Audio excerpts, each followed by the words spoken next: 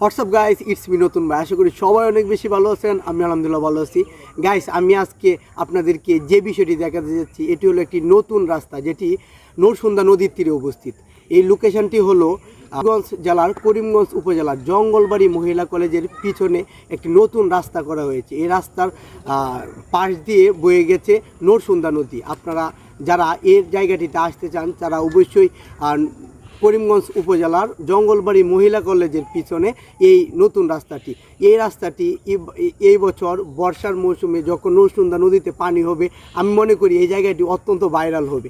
আপনারা যারা নিরিবিলি পরিবেশে পরিবার নিয়ে ঘুরতে চান, আপনাদের পছন্দ হতে পারে এই রাস্তাটি।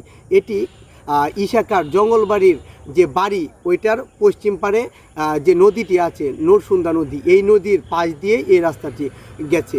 আপনারা যারা আসতে চান অবশ্যই এই রাস্তাটিতে আসতে পারেন, ঘুরে যেতে পারেন পরিবার নিয়ে। বিকালবেলা একটা সুন্দর বিকাল উপভোগ করতে পারেন মনোরম পরিবেশে। যারা লোকেশনটি জানতে চান, আরও কোনো কিছু জানার ইচ্ছা থাকে, অবশ্যই ইনবক্স করবেন। আজকের মতো এই পর্যন্তই। আর ভিডিওটি শেয়ার করে দেবেন, অন্যদেরকে দেখার সুযোগ করে দেবেন। আসসালামু আলাইকুম।